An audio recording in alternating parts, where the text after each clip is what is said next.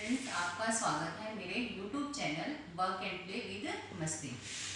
आज स्टार्ट कर रहे हैं हम 12th क्लास का। ये है chapter relation, chapter number 1 relation. First topic है, we first define relation. A relation R be denoted by R from the set A to the set B is defined as a subset of a Cartesian product A cross B, that is R is a subset of A cross B. We all know from the 11th class Cartesian product A cross B. For example,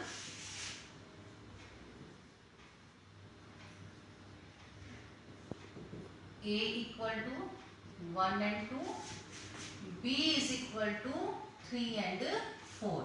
Then Cartesian product of A and B is defined as 1 3, 1 4, 2 3 and 2 4.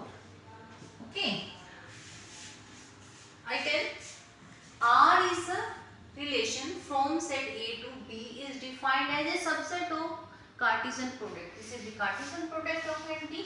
Then R is defined as a subset. इसके subsets बना लेते हैं कोई भी.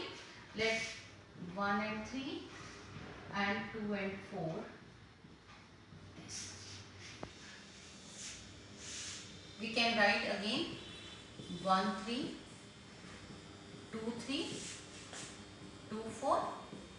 कोई भी subset ले सकते हैं. A क्रॉस B के एलिमेंट कितने हैं? 1 2 3 4. We know that 2 raised to 4 are the subset. Number of subset is equal to 2 raised to 4. That means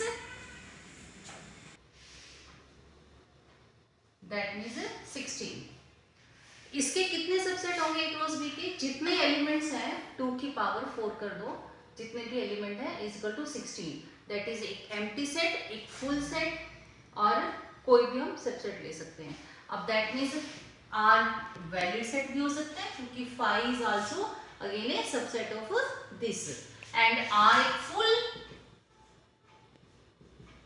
relation भी हो सकता है. 1 3, 1 4, 2 3 एंड 2 4. ये 5 है जो, ये भी एक रिलेशन है, that is called empty relation. और ये क्या है? हमारा फुल सबसेट है, that is the complete relation. इसको क्या बोलते हैं हम? कंप्लीट रिलेशन, या हम कह सकते हैं यूनिवर्सल सेट. क्या बोल सकते हैं इसको? यूनिवर्सल रिलेशन या फिर सेट. Okay, clear. नेक्स्ट है डोमेन एंड रेंज.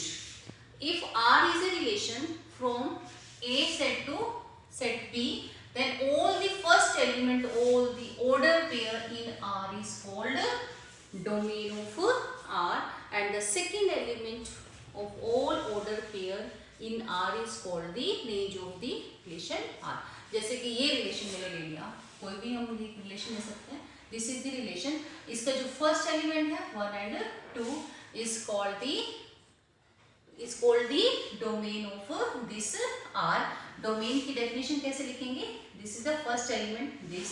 अगर x and y belong to R, if x and y कोई भी एक पेयर है R से बिलोंग करते हैं, देन फर्स्ट एलिमेंट का जो सेट होगा this is called the domain set. अब इस सेट R में से हम डोमेन लिखते हैं. Domain of R set 1 and 2 from this example. And range क्या है? This is second element. अगर हमारे पास क्या है X Y belong to R है, then the second element is called the range of R. वही एग्जांपल लेते हैं हम. रेंज ऑफ आर, यहाँ से second element that means 3 and 4. 3 and 4 is the range of R. Again we can right the codomain of range. अब ये देखो ए और बी सेट है दो. जो सेकेंड एलिमेंट वो कहाँ से आया है?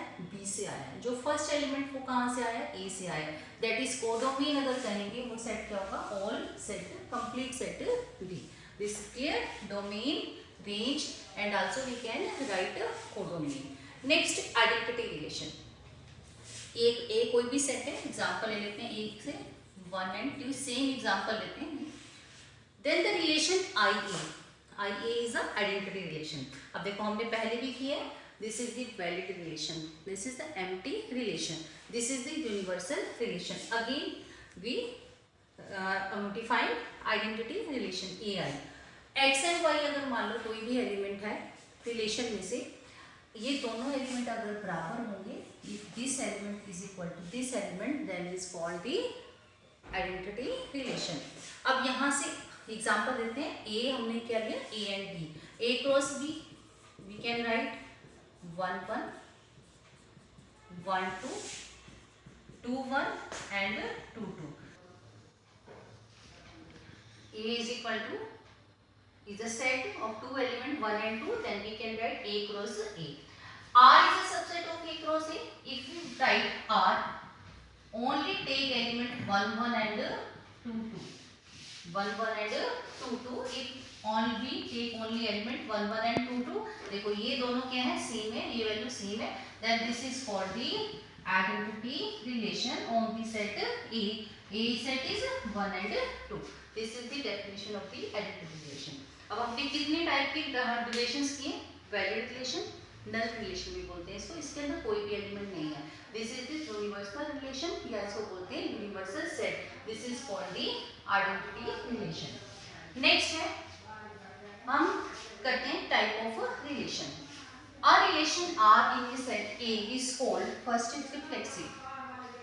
If x x belong to R, for every x belong to A, same as 1 1 2 2।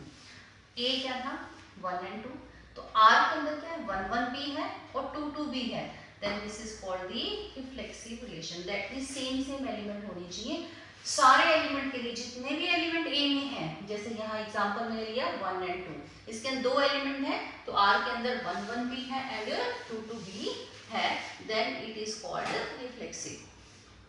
Second type है symmetric.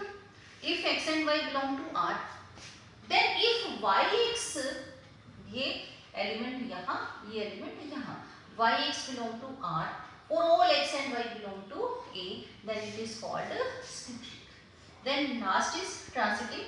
If we take two element from the set relation R, x y and y z belong to R, if x and z, ये y और y को छोड़ दो, then x and z also belong to R, for all x y z belong to A, then this relation is called the transitive relation। Type of relation क्या है, first is reflexive, second is symmetric, third is transitive.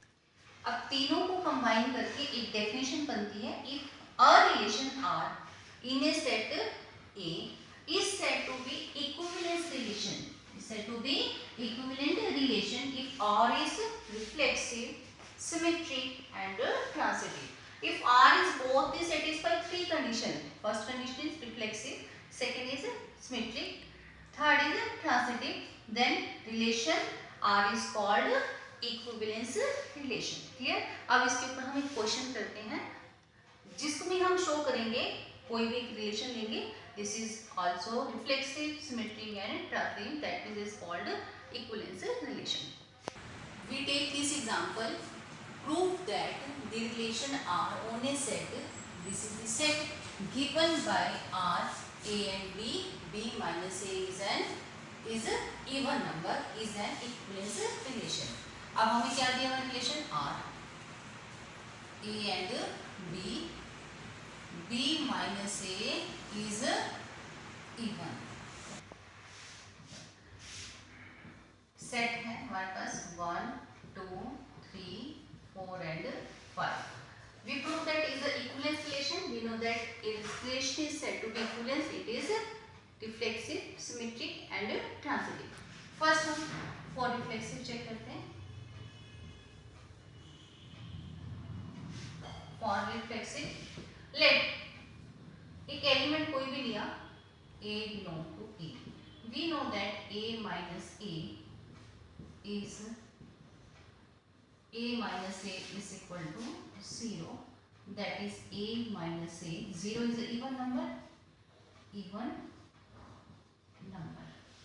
अगर इन दोनों का difference अगर even है तो किस में चला जाए, R में, that is A and L belong to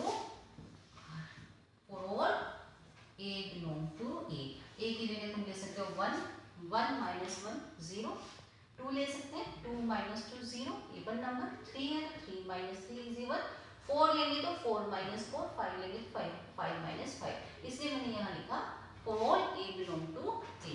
Second, for symmetric, let A and B belong to R. A and B जो एलिमेंट है वो कहाँ से है, हमारे सेट A में से है. A और B की वैल्यू 1 to 5 एनी वैल्यू हो सकती है. A and B belong to R. By definition अगर R से कोई एलिमेंट है तो क्या होगा, B माइनस A इज क्या होना चाहिए, इवन होना चाहिए. That is B minus even का मतलब क्या होता है, कोई 2 का मल्टीपल होगा, 2 टाइप के. अगर हम B माइनस A करते हैं तो A माइनस B भी तो क्या होगा, इवन ही तो होगा. क्या इवन नहीं होगा ये? अगर A माइनस B इवन है तो B माइनस A भी इवन होगा, क्योंकि ये क्या है, एब्सोल्यूट वैल्यू, नेगेटिव वैल्यू नहीं है, पॉजिटिव वैल्यू है. That means B A belong to R. क्या लिया था हमने, let A B belong to R, then we can B A belong to R, therefore this R is symmetric. Third part है हमारा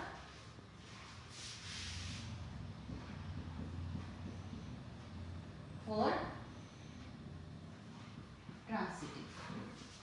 late A B B C belong to R. For all A B C belong to a set. जो भी 3 element हम use करें वो कहाँ से होने चाहिए, सेट में से होने चाहिए, इसके बियॉन्ड नहीं होने चाहिए. Now A and B belong to R. By definition b minus a is even number. Also b and c belong to r, therefore c minus b is even number. even number का that means क्या होता है, b minus a something 2a होगा. इसका मतलब क्या हुआ, c minus b है जो, वो भी कैसा होगा, समथिंग इवन नंबर होगा, 2 टाइम के. अगर now take a minus c, we write is a minus b plus b minus c. a minus b, b minus c. b minus c is a 2 multiple of this. Again a minus b is also multiple of 2. c minus b is a multiple of 2, that is b minus a also is a multiple of 2. Take 2 common, k1 plus k2, this is 2 times c. Again a minus c is a multiple of 2, therefore a and c belong to R. Therefore R is a transitive. By definition, if R is reflexive, symmetric and transitive, implies that R is equivalence relation. Okay students, I hope you like my video.